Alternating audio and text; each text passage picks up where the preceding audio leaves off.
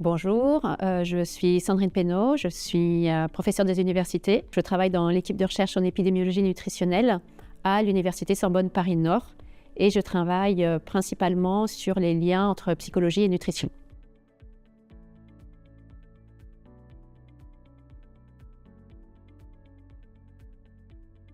L'alimentation consciente, c'est vraiment prendre le temps d'être dans le moment présent pendant qu'on mange. Il s'agit de regarder l'aliment, ressentir son goût, son odeur, mais aussi ressentir ses signaux de faim de satiété. Et le tout sans jugement et sans automatisme. Je vais prendre un petit exemple pour clarifier. Comme c'est les fins d'année, à la période de Noël qui arrive, on peut s'imaginer, vous êtes dans une fête de famille et puis il y a une table avec bien mise, avec des petits chocolats au milieu, puis vous en attrapez un en discutant avec quelqu'un d'autre ou en regardant votre téléphone, et puis un deuxième, et puis un troisième, et puis là vous dites « Oh mon Dieu, j'aurais pas dû ». L'alimentation consciente propose un autre chemin. Donc elle propose de déjà, donc il y a les mêmes petits chocolats devant là, faire une pause. Ensuite, vous posez la question, est-ce que j'en ai vraiment envie? Et si j'en ai envie, pourquoi? Est-ce que c'est parce que j'ai faim? Est-ce que c'est parce que je suis stressée? Est-ce que c'est une question d'habitude? Ensuite, prendre la décision. Oui, je le mange. Non, je ne le mange pas. Oui, je le mangerai plus tard. Peu importe.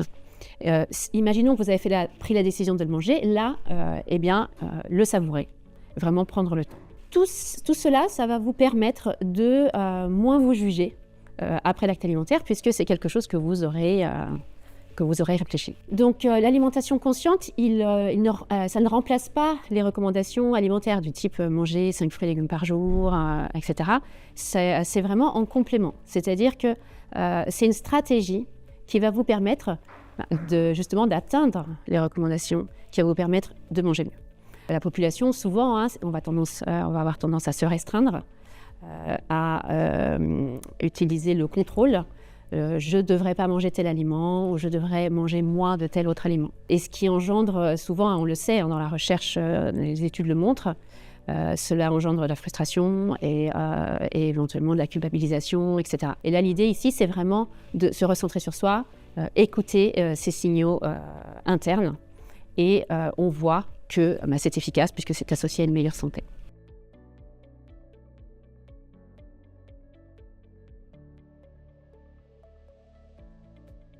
Alors, l'alimentation consciente, c'est un concept qui est finalement assez récent.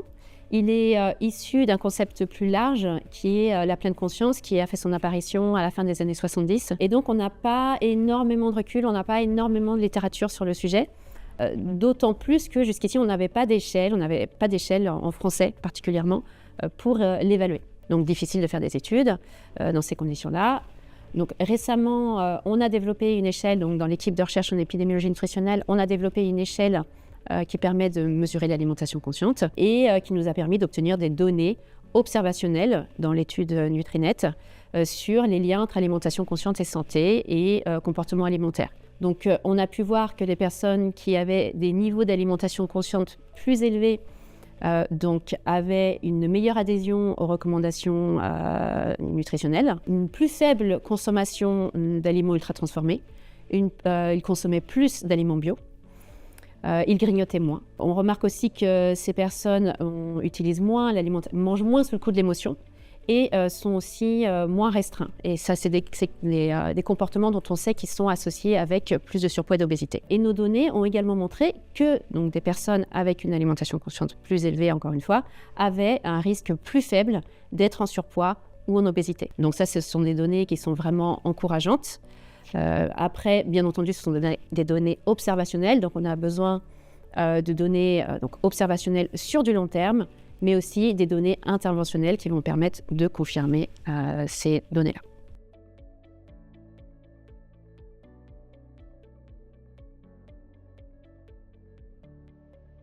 On a des données récentes qui montrent que l'alimentation consciente peut vraiment être un levier pour aller vers une alimentation plus durable. On sait notamment qu'une alimentation plus végétalisée va avoir des bénéfices à la fois pour la santé, mais également pour l'environnement, puisqu'il va y avoir moins d'utilisation d'eau, de terre, moins d'émissions de gaz à effet de serre, etc. Donc on a réalisé une étude récemment sur les liens donc, entre alimentation consciente et végétalisation de l'alimentation. Et nous avons remarqué que les personnes avec un plus fort niveau d'alimentation consciente mangeaient moins de produits carnés, plus d'aliments végétaux et étaient également plus susceptibles d'adopter un régime végétarien ou végétalien. On peut se poser la question de pourquoi.